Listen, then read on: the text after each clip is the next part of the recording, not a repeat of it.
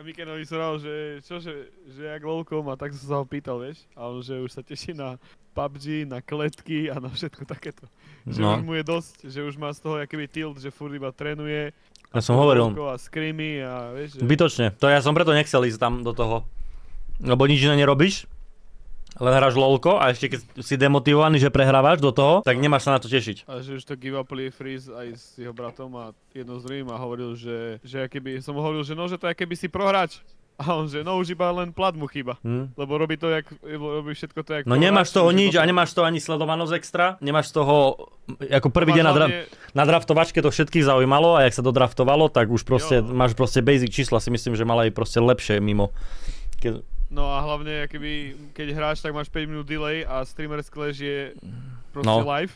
Nemôžeš sa ani baviť s ľuďmi, nič. No a tým pádom máš 5 minút delay, to znamená, že vlastne Opat to pozrel a už proste prehrali Miken a Miken ešte fajtili, chápeš? No jasné. Že to je akože kokotina, no. Ako je to dobrá vec pre lolkárov, takých, ako, čo fakt vedia hrať. Full lolkárov, no. Kebyže ja som lolko streamer, tak to je pre mňa, čo ti jebe. Veľký turnaj, streamer Clash od Riotu, že idem do toho, ale ja, však čo by som tam robil ja? Každú hru by som prišiel, by som nafidil, len by som mal vyčitky z toho, že im dojebávam hru a prehrali by sme. Lebo by sme prehrali 100%. To by ma, vieš, neviem, kto by ma musel piknúť, aby som vyhrával. Faker. Valorant, alebo CS. Valorant, kámo. Čo kurva je toto? Smedný mnich. To chce streamer Clash PUBG? Né, akože ono to je len... Streamer Clash len preto, lebo je Riot, vieš? Iné spoločnosti majú v piči. V tomto Riot je skvelý, že Riot to podporí, no. Tak Valorant? Jedine, no. Ale zase Valorant streamery, vieš, tu málo čo je. Vieš, problém Valorantu je ten, že on nemá moc... Obyčajných hráčov.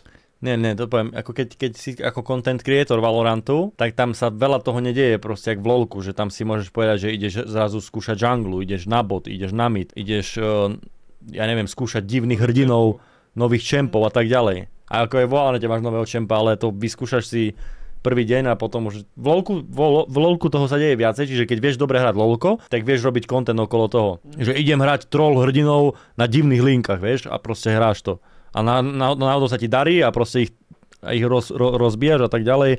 Potom si povieš, no a to vieš aj v Valorante, že z bronzu do HL a neviem prečo proste v LoLku sa viac darí tým content creatorom, jak v Valorante. Lebo v LoLku má konkurenciu možno iba Dotu a Dota je zložitá jak piča, čiže to proste ľudia o tom moc nevedia, hlavne proste zoomery. Tak jedine v podstate LoLko je monopol. Hlavne v Európe, v Amerike mi príde. V Amerike možno ani nie. LoLko? Neviem. Ale je dobré LoLko na tom, kam aj v Amerike. Ázie je taký, no. LoLko je all around jak blázen, ako čo sa týka globálne. Si videl, že vypli česty, hashtag česty, jaký dostali shiton, kamo, na Twitteri? Ale kto? Počkaj, LoLko? V LoLku Riot Games vypli, že nedostávaš česty už. Že si zadarmo vedel odomkynať skiny, vieš, že za to, že si iba hral. Dostal kľúče a česty a iba si craftil skiny. A Riot dali, že proste to odjebali, že 7 rokov hráči mohli mať zadarmo skiny a že proste nie je to sustainable business a proste im na tom nemajú profit. Proste, že radšej nech si hráči kupujú skiny, ak ich majú zadarmo. Čo ti jebe? Kamaráde, to je taký backlash, čo to dostali. 5000 lajkov a 5000 komentárov. To je strašne akože... A to som si práve myslel, že Riot je taký, že majú v piči, vieš, že majú toľko príjmov, že to trošku z niečoho, keď nezarobia, tak im to nebude vadiť. KCD nehráš? Hrávam, zatiaľ som hral každý stream, ale je to ťažké jak piča.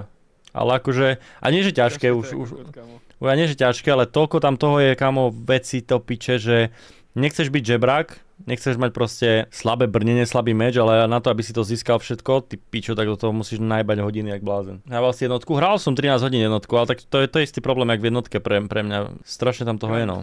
A tak pre mňa, ja keď si predstavím, že by som akýby nestreamoval, večer si to zapnem, soličko, kamo, tak si pičo, to musí byť skvelé, že máš toľko, si kúpiš hru za 60 € a máš toľko hodín proste zabavy. A hlavne ja som vravil, že proste najväčší faktor podľa mňa, čo v tej hre je X-faktor, že to je pre našu scénu, že to je český dubbing. Že to je proste strašne akýby S-tier a že to proste hitne aj ľudí, ktorí nehrávajú hry, vieš? No ja ti hovorím, že keby tak kvalitný český dubbing bol vo všetkých hrách, tak by si úplne iná hry pozeral inak. Lebo je jedno, že proste každý povie, ja rozumiem anglicky, ja som zo Chicago, you know, ale proste tá čeština tomu dodá taký ten filmový vibe, taký ten keď proste, ja neviem ti to povedať, je to fakt lepšie s dubbingom. Ale fakt musí byť dobrý dubbing. Keď je dobrý dubbing, tak to je proste insane. Skôr tá čeština pasuje do KCD kvôli tomu, že obdobiu. A tak Mafia vôbec nebola... Do Mafie tým pádom podľa tvojej logiky by nepasovala vôbec čeština, pasuje tam jak blázen, vieš. Tá Mafia je insane. Ja ti hovorím, že dobrý český dubbing by pasoval všade, do každej hry. Ja si pamätám, keď dali do Doty český dubbing, kámo. Som bol v piči z toho, čo ti jebe. Aj dlho, keď dali, kámo. No, Warcraft 3, pamätáš si Warcraft 3? Ježiši, Warcraft, kamaráde. Frozen Throne. Zase práce? Mrazivý, smutek a ľadový. Čo ti jebe, Arthas tam bol jaký cool vlastne, teraz som ja to úplne zabudol, kámo. No. To je insane vlastne. Zakladivo z houby. Zakladivo z houby. Tak ja teda dú. Kdyby byl ve hrách slovenský nemusí byť. Ja kľudne to FIFA? Ježiš. Jaromír Bosak a Petr Sviecený vďaka dubbingu. Vďaka dubbingu som to mohol hrať aj s otcom, kámo, to bola jeba, že ja mám nové zážitky, jak som s otcom hral Fifu, kámo, a ten proste bol úplne, že rád za to, že tam je dubbing. Mladičký Španiel Fabregas. No. Kámo. A pritom si zober, že FIFA má toľko peňazí, kámo. Toľko vesmír ako kot. Stačilo by prísť na český trh. Nenadabujete nám hru, tu máte, ja neviem koľko chcú za to, 10 000 eur, 20 000 eur. Zrobte nám dubbing. Jedno, absolútne, no. A ten dubbing môžu používať potom už ďalších 5 rokov, ale len trošku upravovať, vieš? Však práve, že toľko tam toho netreba, chápeš, furt. Ale vieš čo môže byť inak cool vec s tým Kingdom Come? Že teraz svet videl, jaký sme veľký trh. Teda nie my, Slováci, ale Češi, aby som vám to nebral. Ale Česko-Slovensko celkovo, lebo my si myslím, že... Bratiešna.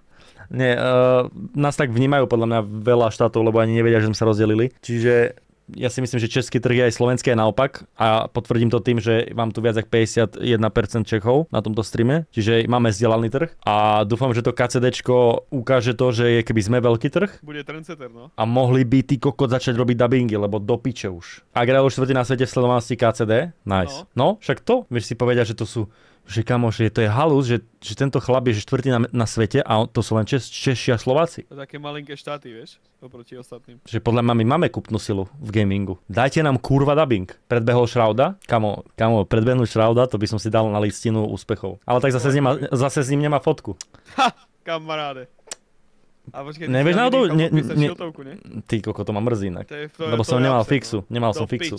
Ale zase my ideme do Paríža s Dušanom na ďalší ten event. Dúfam, že to vyjde, poklopem. A tam keď bude znova on, tak to už sa nestane taký upset. Musím tam zobrať šiltovku, ktorú nebudem používať často, aby som ju proste, chápeš, že nechcem používať, aby som nezničil ten podpis. Ja, jasné, no. A ty mama, keby to vyprala? Ty... Nie, tak u nás. To by som vzal do poličky alebo niekde. Sere, že Rockstar nie je schopný delať ani CZ titulky. Rockstar má piči. Reálne oni sú tak huge, kamo, že proste to im to je jedno. Oni vedia, napríklad keď vidie GTA 6, že bez ohľadu na dubbing alebo nedubbing, alebo titulky, netitulky, tak to bude hrať každý. Predstav si, že vydáš hru a vyjde hra a každý človek, ktorý má konzolu či komp, tak si ju kúpi. To je keby teraz niekto vydal vec, čo proste musí mať každý človek na svete. Tak oni to majú v rámci gamingu, tak si myslím. Že je jedno, či si Sims hráč, alebo Dota hráč, alebo FPS hráč, alebo hráš Tarkov celý deň. Jak vyjde GTA 6, tak všetci to budú hrať. Ja to si nemyslím, že niekto a on to bude sa... Nejdem si kúpiť GTAčko, alebo nejdem to hrať, vieš? To reálne to ľudia budú konzoly kúpať kvôli tej jedinej hre. No. Ti garantujem na 100%. Kdyby to 100 €, no bude to stať viac ako 100 €, to sa pripravte, si myslím. Ale že vraj 100 € má stať tá lepšia edícia a $70 má stať tak to je cool. Defaultná. Najlepšia vec je, že nikto z nás nebude mať kľúč, si predstav. Nedajú nikomu Rockstar, no. Lebo oni sa pýtali, že keď vidie GTAčko, že či budú nejaké influencerské kľúče, vieš? A oni zajebali, že netreba, že nás si aj tak každý zahra. To je proste nepotrebuje ani promo tá hra, kamo. Ja si kvôli tomu kúpim PS5 Pro, tak ale to by si mal kúpiť čím skôr, lebo jak vyjde tá hra, tie konzole zmiznú, kamo, a budeš čakať len pol roka, kým naskladne. To ti hovorím. Čiže nečakaj, dokým to vyjde. Snaž sa to kúpiť proste tak, aby si to kúpil proste. Konzola zmizne tak mesiac predem, no tak. Tak jak už bude definitívne oznamený dátum a bude mesiac do vydania, tak ti hovorím, že kolabuje trh, všetci budú dávať že sú na penke, že Tigon, Bol som na penke. že bol som na penke, že ma boli noha, chorý som šéf a tak, zrazu nikto nebude chcieť chodiť do roboty. No čo to? Čo sa stalo? A vieš, a takí ľudia v korporátoch, čo ani netušia, čo sa deje? Čo tu všetci chorí sú zrazu? Jaká chrypka? No to bude chcieť mať týždeň voľno, kámo, keď vyjde GTA 6. A budeš mať týždeň na to, aby si ju prešiel. To stíhaš podľa mňa. Ja mám šéfa, ktorý tiež hraje hry a bude na penke. No,